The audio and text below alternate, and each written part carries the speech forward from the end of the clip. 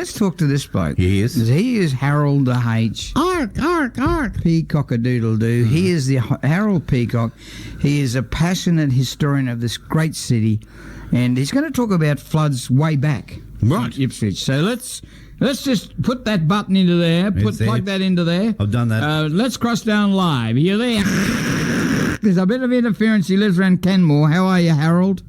Oh, very well, thank you. Yeah, interference with storms and things. What a load of crap. Thankfully, What a load of the crap. cyclone's behind us. Yeah, Thankfully, yeah. How did you go in Canmore? Because you're around a rivery area. Oh, look, I was all right. There are people still who are without power, and that's not easy. So we always got to help, but thank goodness it wasn't as bad as it could have been. It could have been. I think they played it up a bit higher so they protect themselves. But 135 years ago in the Ipswich district, there was storms reported to be cyclones. You want to take it away right now, Harold? Yes, in fact, with the cyclone now behind us, I thought it would be a good idea that we look back at some of the worst storms in Ipswich history, including the Ipswich Cow and Cyclone of 1890. Did you say cow? Cow, C-O-W, cow and the cyclone. It's quite a story, but I'll just start in March 1919, first of all, because a cyclone was reported to have hit Ipswich. It caused severe damage to businesses and houses right across the city and suburbs. At Perga, the wind took off the roof of Mr. Dan Dwyer's house and carried it about 140 metres away. Holy snapping. As a young man, Dwyer had accompanied the Ipswich priest for months at a time on trips out west, including the first ever Mass in Warwick. He was there. But that didn't save his house from this Ipswich cyclone, of course. Now, in April 1914, a cyclone ripped through the Gatton district. It struck when the German-born Joseph Radke was coming home on his horse and cart after delivering cream to the factory. Now, Radke was blown off his cart and drowned in a washout by the road. Now, in February 1913, in the Laidley district, another reported cyclone struck. The force of the winds was so strong that the town clock was blown off the post office. At the same time, on the Forest Hill to Blenheim Road, the farmer Humphrey Ewing was loading potatoes with his son James. The cyclonic winds came with lightning and a flash knocked Ewing unconscious. When he woke up, a horse was dead on one side of him and his son was dead on the other. Oh, jeez. Now, going back further in time to November 1890, when Ipswich was struck by a cyclone, which was the most destructive storm ever recorded in Ipswich up to that time. The cyclone struck about 4 o'clock in the afternoon.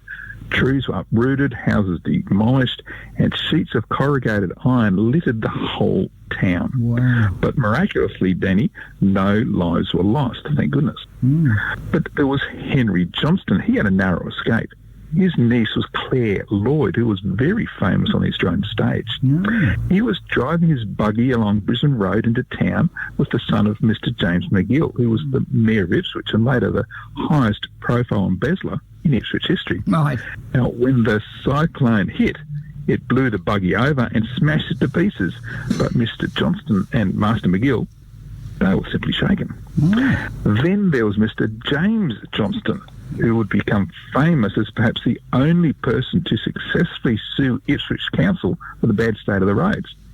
When his large omnibus, that's like a horse-drawn carriage with multiple levels like a bus, when that arrived outside the home of three-time Mayor of Ipswich, Robert Tallon, it stopped to allow a woman named Mrs.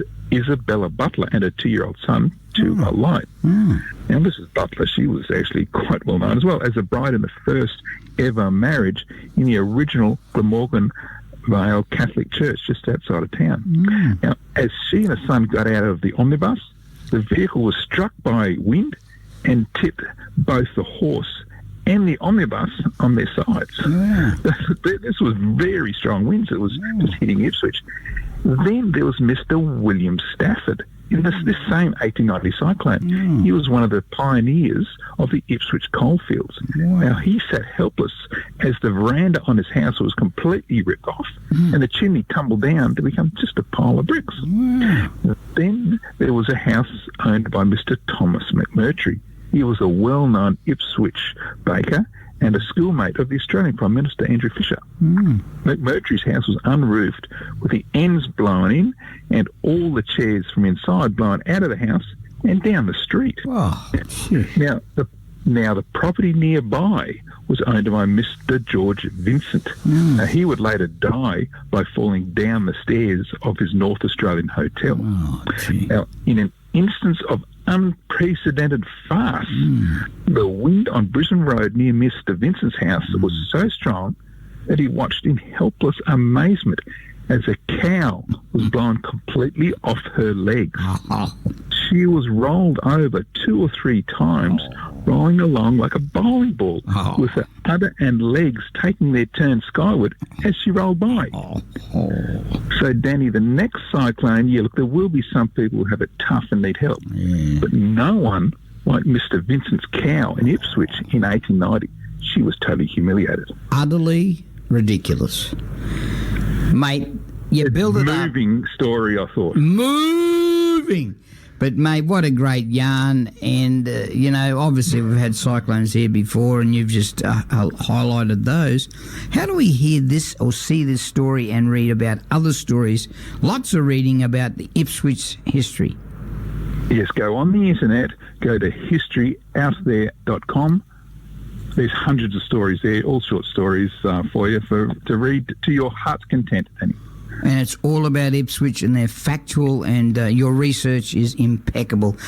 You should be getting a job on a talk format. That's what you should be doing as a research producer. Anyhow, that was Harold H. P. Cock-a-doodle-doo with historyouthere.com on West Bremer Radio. It's 8:20.